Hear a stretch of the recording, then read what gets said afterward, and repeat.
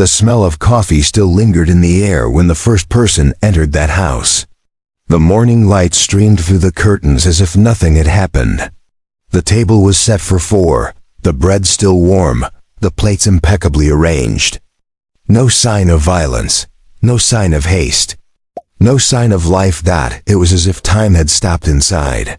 As if someone had pressed an invisible button that froze the routine at the exact moment everything was supposed to continue. The radio still played an old song. The television was on low volume broadcasting irrelevant news. And in the living room, a pair of shoes was neatly aligned next to the couch. Everything was exactly in place. Except the people. The bedrooms were tidy, the beds made, the wardrobes closed. In the bathroom, the damp towel indicated someone had recently taken a shower. The mirror still held steam, as if the person had just left and forgotten to turn off the light. But no sound, no movement. Just the suffocating feeling that someone should be there, and wasn't. The neighbors said they hadn't heard anything. No screams, no doors slamming, no car leaving. The dog in the backyard had also disappeared. Its chain left loose on the grass, indicating it had been carefully removed. No scratch on the gate, no barking the night before. Only silence. The mail continued to arrive, piling up in the mailbox, as if refusing to accept the absence. The bills weren't paid, the notices accumulated, but inside the house, life seemed paused, not abandoned. It was as if the owners were about to return at any moment. The fridge was full. Milk, fruits, frozen food. Nothing expired, nothing spoiled. The kitchen clock read 6:45 a.m., the same time when everything seemed to have stopped. The hands didn't move. It was a regular wall clock, but something about it seemed strange, as if time itself had bent inside that house. In the garage, the car was still there, locked with the keys hanging on the wall hook. A cell phone lay on the couch, still charging. No passwords, no recent activity. The last call had been made the previous night, to a number that was never identified. In the washing machine, soapy. Clothes were mid-cycle. No one had pressed the pause button. No one unplugged it. Everything seemed interrupted by an invisible force that left no trace, no noise, no witnesses. Only questions. Upstairs, the crib was arranged with excessive care. One of the stuffed animals was on the floor, as if a small hand had dropped it before falling asleep, or before disappearing. The bedroom window was locked from the inside, the curtains dust-free. The absence weighed more than any presence. The landline rang 3 times during the forensic visit, but no one on the other end spoke. When someone answered, there was only breathing. Long, slow, persistent. The phone company claimed there were no call records at that time. One detail was more disturbing than the others. A half-full glass of water on the living room table. No fingerprints. No smudges. The liquid was at room temperature, but when analyzed, it revealed crystals formed in an unusual way, as if they had solidified suddenly. In the garden, newly planted flowers seemed to have been watered that morning. But who watered them? No footprints. No movement at the gate. Not even the neighbor's security cameras showed anything unusual. There were simply no records. At school, the children didn't show up that day, nor the following ones. The system marked them absent, and then simply removed them from the list. The documents remained filed. No transfer, no request. It was as if they had never studied there. The social media accounts of all the family members froze on the same night. No activity afterward, no messages, no login attempts. The devices were all inside the house, but the profiles remained online, with the green light indicating presence, even when everything said otherwise. The diary found under one of the beds had entries up to the day before. They were ordinary texts, school tasks, a fight with a sibling, excitement for a weekend trip. Nothing suggesting escape, fear, or any kind of planning. Just routine. In the backyard, the bicycle was lying on its side, as if someone had been interrupted mid-ride. One of the pedals slowly turned with the wind. The dust was minimal, as if it had just happened minutes ago. But 3 days had already passed. 3 days until someone noticed. 3 days for the news to spread. 3 days until the police entered and understood nothing. 3 days of questions. No one could answer. The absence had no marks. No blood, no struggle, no resistance, just silence. A kind of silence that makes noise. An emptiness that fills the rooms, the thoughts, the reports. Some object seemed forced into place, as if someone had tried to recreate the scene of a typical morning. But who? And why? The police avoided this interpretation. They preferred to treat it as a voluntary disappearance. But nothing there felt voluntary or logical. In the years that followed, the house was visited dozens of times. Forensic teams, researchers of anomalous phenomena, private investigators. None of them found an explanation that didn't sound absurd. And no theory held for long. One detail, however, never changed. The table. The table remained set, as if each item was fixed in its place, as if it were forbidden to touch. No one ever managed to explain how the coffee still gave off a faint sweet aroma even after so long. It was as if the smell refused to fade. 12 years passed. No one returned. No one appeared. No new clues. The house was sealed, then sold, then returned. The new owners couldn't stay there for more than one night. They claimed to hear sounds upstairs, footsteps on the stairs, noises in the kitchen. But whenever they checked, everything was exactly the same, until someone decided to open the house again, looking for answers. And when the door was unlocked, the scene was the same. Damp towel, the crib arranged, the bicycle in the yard, and the coffee was still on the table. Time was not enough to erase what was seen during that first visit. On the contrary, it only amplified the feeling that something essential had been lost inside. Every new step taken toward an explanation seemed more fragile than the last.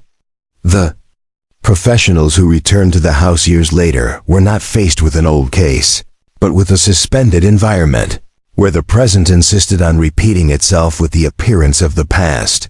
There was an attempt to reconstruct the timeline of events by analyzing bank records, external cameras, phone calls, and social interactions in the days leading up to the disappearance. But the investigation soon revealed something stranger than the lack of evidence, the absence of any abnormalities. Nothing indicated distress, fear, or urgency. The routine was stable, commitments were being fulfilled, and there was no history of serious conflict. It was as if everything was fine, until it suddenly wasn't. Some began to speculate about the possibility of a carefully planned escape. But the hypothesis unraveled when faced with the personal items left behind. The prepared food, the still warm bed. No one would prepare so thoroughly to vanish and at the same time leave behind such fresh traces of presence. Everything screamed against that logic. That house seemed to operate under a different dynamic. Visitors reported the strange sensation of being watched, even when the rooms were empty.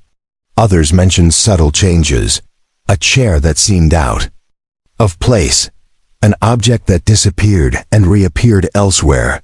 An oppressive feeling that grew stronger as night approached. During one of those visits, one of the investigators insisted on spending the night there alone. He installed thermal cameras, motion sensors, audio and video recorders, all carefully monitored by an external team.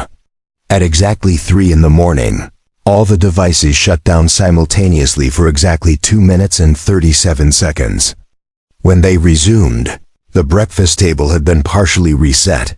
The bread was fresh. This incident was not made public at the time.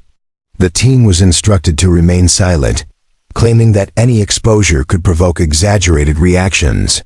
But the recording was kept, archived, and later discreetly shared with other researchers.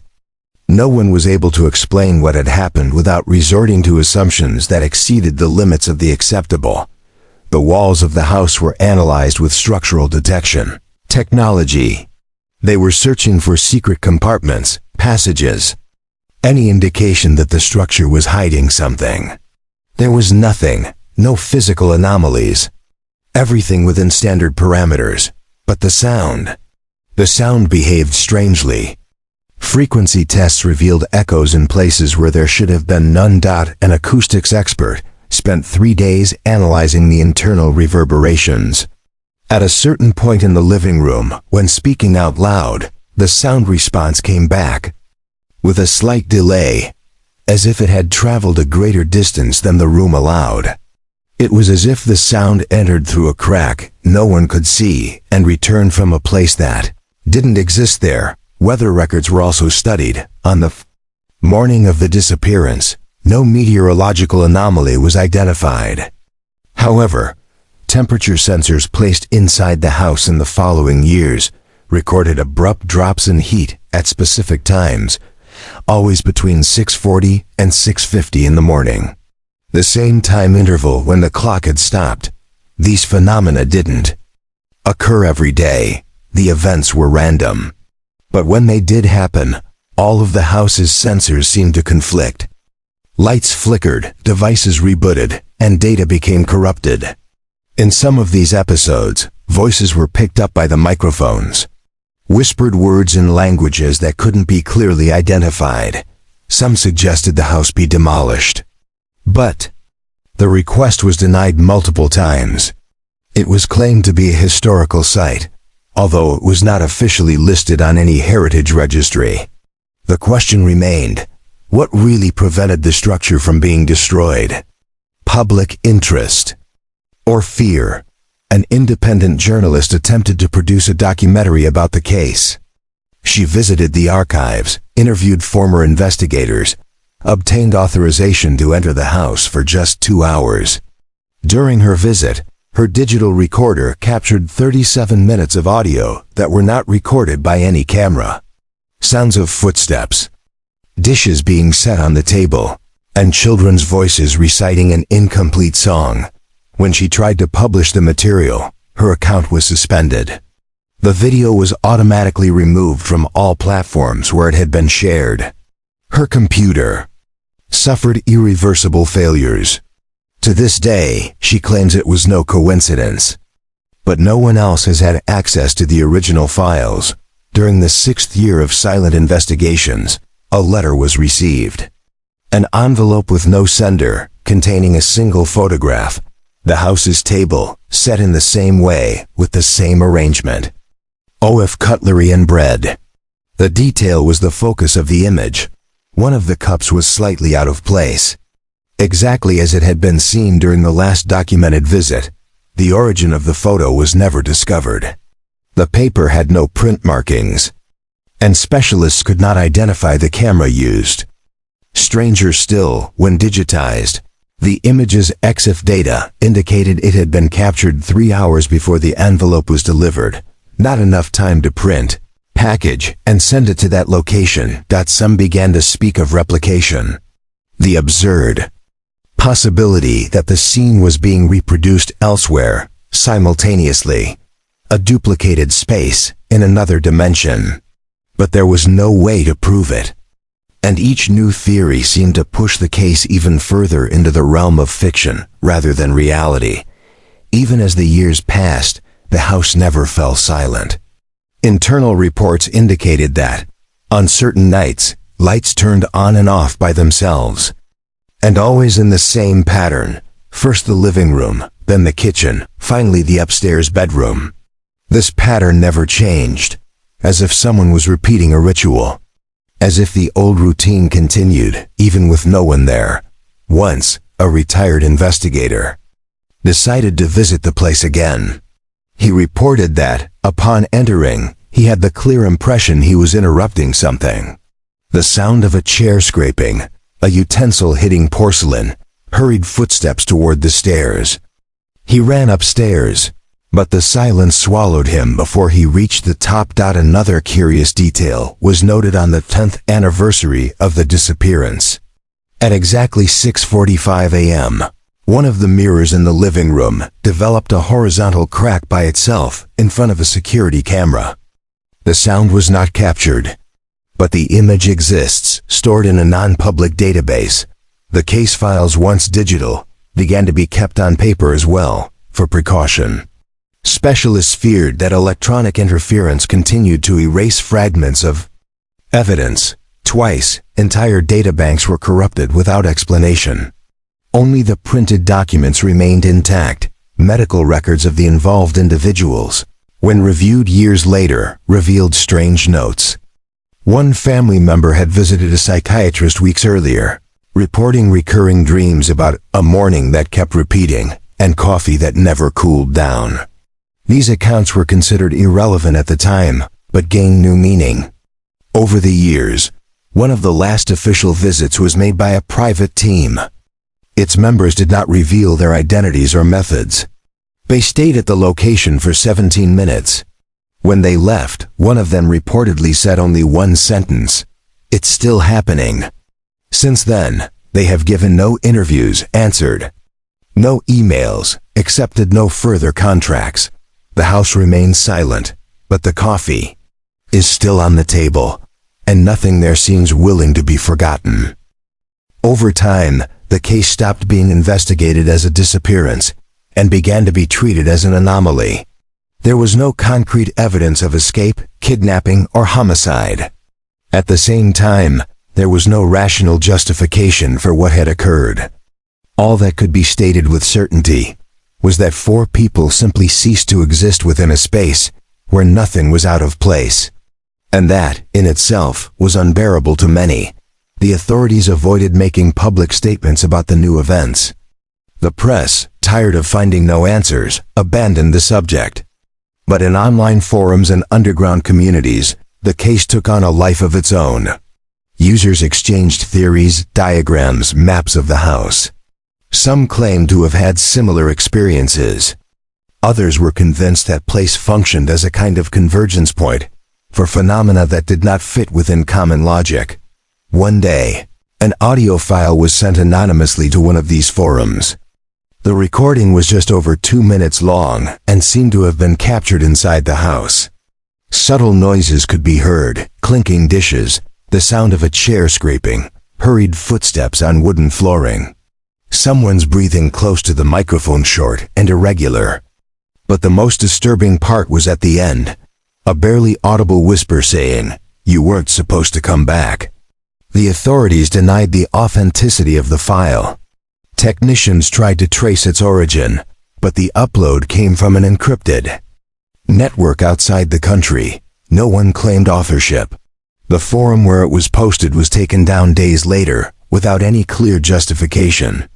Copies of the audio circulate only in archive folders among a few digital collectors who refuse to let it disappear completely.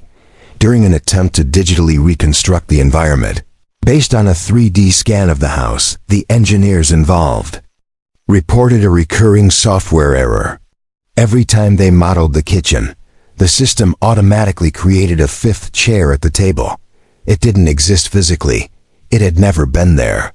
But the program insisted on adding it, always in the same position. Even when deleted, it would reappear upon reopening the project. One of the engineers decided to 3D print the model with the 5th chair included. When he placed the miniature on his desk, he noticed that his coffee mug, the one he used every day, was slightly out of place, in the same direction as the extra chair. From that day on, he began to report strange events in his own home. Noises at dawn, small objects changing positions, an unexplained presence in empty rooms. Phone calls involving the original address never stopped. Even with services officially suspended, outgoing calls continued to be logged. The telephone company claimed it was impossible, since the line had been physically deactivated. But reports indicated connection attempts between 6:40 and 6:50 in the morning, the same interval when the clock had stopped and temperature drops were recorded. One of these calls was answered. A technician at the call center, curious about the recurrence, decided to record the audio. What he heard was a continuous sound of something boiling, like a kettle reaching full steam. And for a few brief seconds, a muffled murmur, a child's voice repeating a word that could not be clearly identified. The technician was dismissed days later and has never given another interview. Over time, the idea that the phenomenon was restricted to the house began to be questioned. There were reports of similar events in completely different locations: untouched set tables, food that wouldn't spoil, clocks frozen at specific times. But no case had as many layers as that. 1. And no other table seemed to replicate the smell of coffee so persistently. A group of independent researchers tried to recreate the conditions of the house in a laboratory. Identical furniture, object placement, temperature, lighting, even the ambient sound of the morning of the incident. Everything was replicated with precision, but nothing happened. No response. No sign. It was as if the original held an invisible signature that couldn't be copied. The idea that time behaved differently inside the house gained traction. Some cameras installed for brief periods recorded hours of complete silence and suddenly showed objects changing position between frames with no record of movement. As if something had occurred in a space that escaped linear perception of time. The data from these videos was always corrupted when attempts were made to export them. Only through direct playback on the device that recorded them could they be viewed. Copies wouldn't work. The image would freeze. The sound would vanish. A technician remarked, "The house doesn't want to leave here." In a desperate attempt, particle sensors were used to check for any alterations in the magnetic field of the residence. The results showed slight distortions, but nothing conclusive. However, during the scan, one of the sensors froze, pointing directly at the chair in the corner of the table. The same chair that, by instinct, no one ever sat in. Visitors' accounts pointed to similar dreams after entering the house. Most reported sitting at that table, with someone sitting across from them, unmoving, face turned away. The figure never spoke, but everyone said they felt it knew who they were, and that it watched them from within the silence. The sound pattern during early mornings was catalogued. In more than 20 audio recordings captured between 3 and 5 a.m., 3 elements always appeared: cutlery, footsteps, and a soft whisper repeating with phonetic variations. A linguist suggested it was not a word, but an attempt at communication. Without human syntax. The only original photograph of the table, taken on the day of the first visit, began to show an unusual visual defect. Over the years, the digital image became darker, especially over the cup on the left. No edits had been made. The original data remained intact, but its display became progressively denser and harder to see. Forensic psychologists tried to create a collective emotional profile of the family, based on interviews, recorded habits, and home videos. The result was inconclusive. However, there was one phrase repeated by a family member in more than one video: "The table has to be perfect." Said in a serious tone, almost like a rule. This fixation with the table was studied. Apparently, every morning followed a meticulous ritual. Not out of obligation, but for a reason that was never explained. Objects were always in the same positions, napkins folded at exact angles, chairs symmetrically aligned. A routine that went beyond the ordinary. During a complementary forensic investigation years later, the living room floor was discreetly excavated. The idea was to check for hidden compartments or forgotten traces. Only a uniform layer of concrete was found. However, embedded in the cement was a circular mark, as if an extremely hot cup had been placed there. Many years ago, this detail led to a new question. What if time inside the house had not only stopped, but also begun to repeat itself? Like a scratched record, always returning to the same point. And what if the missing people were still there, trapped in a cycle only they could experience? And what if, for them, it was still the morning of that day? Some began to treat the case as a manifestation of collapsed space-time, Others preferred a spiritual interpretation. But no one could explain why the scene never changed. Or why, even.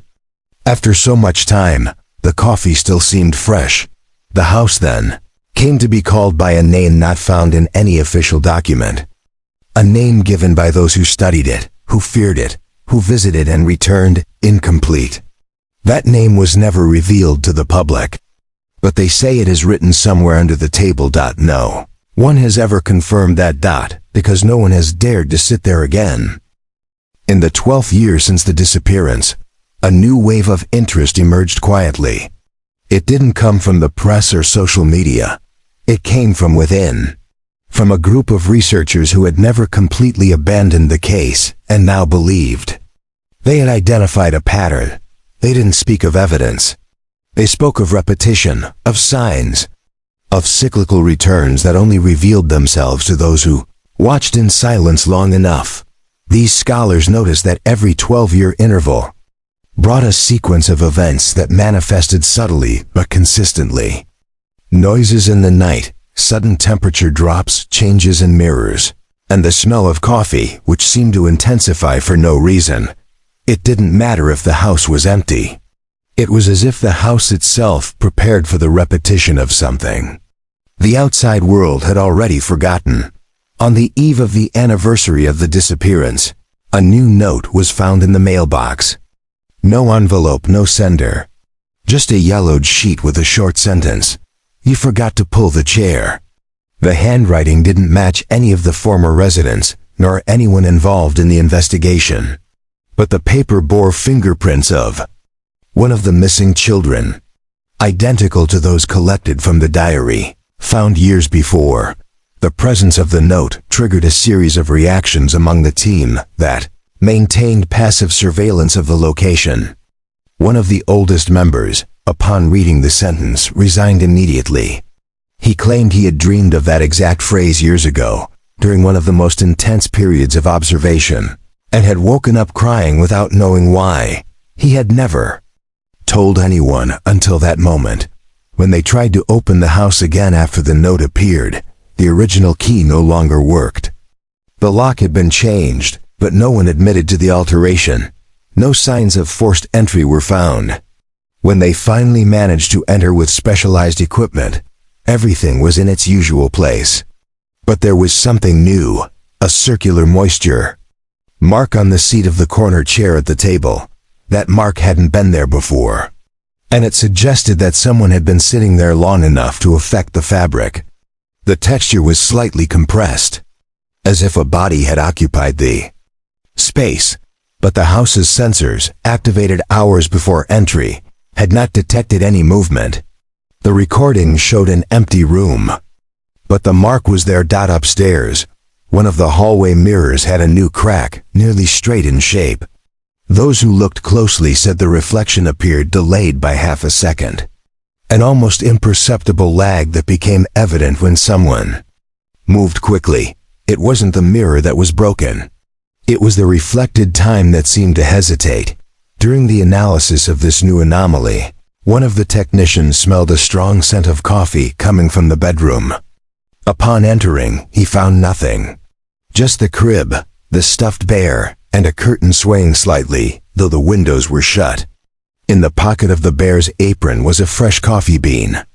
Coffee hadn't been stored in the house in years. The floor plan of the house was reviewed one last time, and a detail previously ignored began to raise questions. The number of steps on the staircase varied across measurements. In some records, there were 15, in others 16. It wasn't a typo. Photos and videos clearly showed the difference, depending on the date. But the physical staircase, when counted in real time, always seemed to have the correct number for the person climbing it.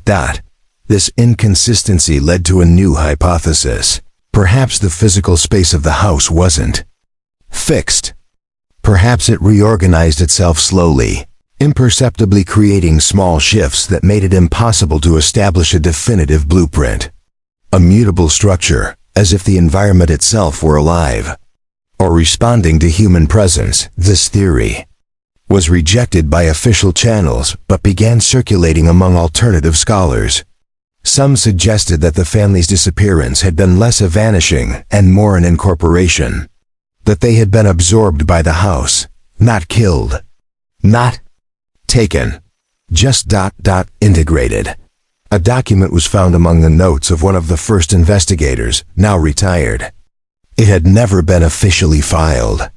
It was a handwritten letter addressed to no one. It simply said, "They didn't scream. They accepted." The handwriting trembled. And there was a stain in the lower right corner, as if it had been smudged. By coffee, that same stain was found years later on the wall of the farthest room in the house, behind a piece of furniture that had never been moved. It was as if the same liquid had dripped from the paper to there. But the letter and the wall were separated by more than 7 years, and by at least 2 official sealings of the house. There was then a new fear among those involved. What if the house was learning from those who observed it? What if, in trying to understand it, they themselves were becoming part of it? The behavior of the equipment, the corrupted files, the sounds that only appeared at certain times, all pointed to a relationship. Something feeding on the gaze, visits, began to be conducted only through remote observation. No one entered physically anymore. But even that didn't prevent strange recordings. The cameras began to show shadows where there were no obstacles. A figure passing quickly. A face appearing for a fraction of a second in the oven's reflection. When frozen, the frame was unreadable. The image blurred. The system crashed. The only way to reverse the effect was to delete the original video. Edited copies didn't work. They failed too. As if the image didn't want to be saved. As if something inside refused to be documented. The last technician who tried to digitally reprocess the footage of the baby's room reported a disturbing dream. He saw himself sitting at the table, facing 3 people with their backs turned. An empty plate before him. When he looked to the side, the extra chair was occupied by an indistinct figure. And then, he woke up with the taste of coffee in his mouth. Without having had coffee. Without having made it in years. These dreams became recurrent among the few who persisted in studying the case. A pattern repeated. They all dreamed of the table, of chairs, of the sound of dishes, of the feeling that something was about to happen, but never did. And they always woke up in silence. A silence very similar to the house's, the interior. Walls began to show small cracks in specific places, around the table, in the corner of the living room, behind the hallway cabinet. But none of these cracks remained. Some days later, they would disappear on their own, as if the house repaired itself, or as if they had never been there. This behavior led to the informal conclusion that the space was collapsing. Or perhaps trying to contain something. No one could say for sure. But the consensus among the last observers was that it wasn't going to stop, that something was approaching again, that the repetition was about to occur. Once more, some suggested that, after 12 years, the scene would complete itself, that the table wouldn't just be set but served, that the sounds would become words, that the house would cease to be silent. But no one knew if that would bring answers or more questions. And so no one dared to wait. On the eve of the next anniversary, all equipment was shut down. The place was locked. No one returned. But every morning, someone still walks past the house.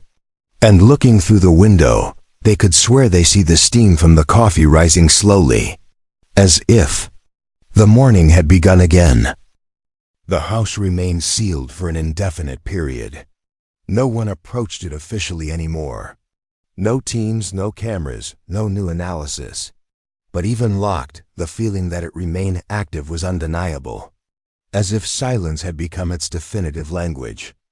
And as if the absence of human eyes was not enough to interrupt the cycle that kept repeating there. A few weeks after all monitoring systems were shut down, nearby residents began reporting sounds coming from inside the house during the early morning hours. Nothing aggressive. Just the clinking of dishes, dragging footsteps, doors being opened carefully, routine sounds, domestic sounds, as if the house were simply functioning. One witness claimed to have seen lights on upstairs, even with the power supply cut. He tried to take a picture, but his camera froze. The device rebooted on its own, and all images from that night were corrupted. When he tried to access the files on the computer, the folder appeared empty. The file had vanished. Another detail caught the attention of former neighbors. The mailbox, previously empty, began to contain papers again. Nothing official. Just loose sheets with enigmatic phrases. One of them said, "Their time is not ours." Another, more disturbing, simply repeated, "It's still warm." Written by hand, with slightly smudged ink, as if it had been left in a hurry. No one had the courage to go inside anymore. But some couldn't help their curiosity. One man, one day, approached the side window and pressed his face to the glass. He claimed to have seen the shadow of someone walking through the kitchen, not a blur. A clear silhouette with precise movements. He blinked, and no one was there. A few days later, a pickup truck parked discreetly in front of the house. 2 people got out, entered with a spare key, and stayed inside for exactly 2 hours. They brought no equipment, no bags, no flashlights. They just entered. And when they came out, one of them was holding something covered with a dark cloth. No one knows what it was. No record was made. After that, the reports decreased. As if something had been interrupted or concluded. But the air around the house never returned to what it had been. There was an invisible weight in the atmosphere. As if that place carried something that couldn't be named. As if, even closed, the house had absorbed too much time to ever go back to its previous state. On a rainy afternoon, a boy playing with a drone nearby decided to fly it over the house's backyard. Not much could be seen, but as it passed by the living room window, the camera captured an image for a split second. The table, still set, but now with 5 chairs. That image was posted online. It went viral, but was quickly taken down. Mass reports, claims of privacy violations, everything happened in less than 24 hours. The original video was deleted. The copies became ghosts, reposted in obscure forums, discussed cautiously. And then, as always happens with the inexplicable, it faded into digital oblivion. The drone was confiscated by a man who claimed to work in property security. He never identified himself. He only said the boy was putting something at risk that he couldn't understand. He took the device and disappeared. The family didn't want to get involved. They said it was better that way. That some things shouldn't be poked. After that, the property was walled in. The house became invisible to those passing on the street. No signs, no markers. Just the sound of wind in the leaves and the dense silence emanating from within. But those who already knew the place understood. It was still there. And every morning, at the same time, a light mist would form around the house. It didn't matter. The weather, the season, or the humidity. The mist appeared, enveloped the house for about 10 minutes, and then vanished. And always during the same window, between 6:40 and 6:50 a.m., some residents began to move away. They said they couldn't sleep well since the house was covered. Nightmares about broken clocks, tables that never cooled, faceless voices. One said he woke up every day with a bitter taste of coffee, even though he hadn't had any. Another said he felt the need to pull out a chair every time he sat down to eat. These reports were never made official, but they circulated. And everyone knew. No one spoke it aloud, but they all carried the impression that the house had not stopped. It had merely withdrawn.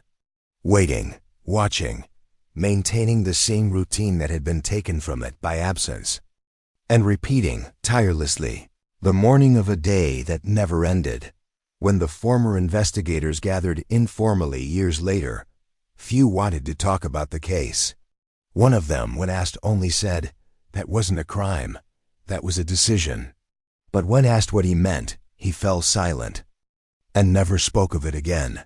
The only physical evidence that remained was the kitchen clock, still frozen at 6:45. It was removed, studied, disassembled. No fault, no defect. It worked perfectly anywhere else. But when placed back in the house, it stopped at the same minute, as if time itself refused to move forward inside. The extra chair also became a subject of discussion. Behavioral specialists tried to associate its appearance with suppressed memories, unresolved grief, or collective cognitive distortion. But the drone photo was clear. It wasn't a memory. It was something real, visible, documented, that unexplained. Increase that seemingly small detail changed the entire logic of the case. 4 people had disappeared. But now there were 5 chairs. Who was the 5th seat for? Had it always been there? Had someone returned? Or maybe someone had always been there. The hypothesis that the house wasn't just a setting, but the main agent, gained strength. Everything indicated that the place didn't follow human logic. It behaved like a silent, repetitive, patient consciousness. A spatial entity that didn't want to be forgotten. Over the years, the story became legend. Different versions emerged. Some exaggerated, others forgotten. But all had one common element: the table. Always the table, always the coffee, always the time that didn't move. And the silence that seemed to contain more than any scream. Those who tried to forget never fully succeeded. All it took was the smell of coffee, the sound of cutlery in the morning, or an empty chair in a random corner for everything to come back. A feeling of discomfort that didn't come from fear, but from absence. From what is not there, but insists on leaving marks. No family ever moved into the house. No offer was accepted.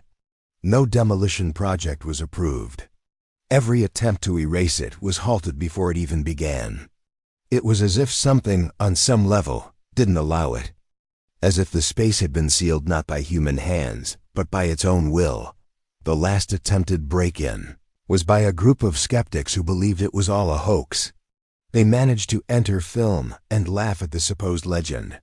But after leaving, one of them never spoke again.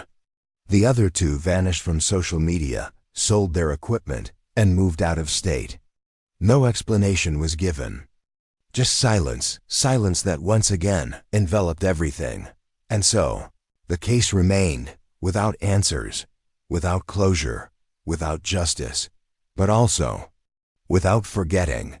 Because there are absences that can't be explained. There are routines that don't break. There are mornings that refuse to end. And there are coffees that, even after 12 years, are still warm. If this story moved you, disturbed you, or made you think, share your theory in the comments. What do you think really happened in that house? Would you pull the chair? Subscribe. The next story has already begun.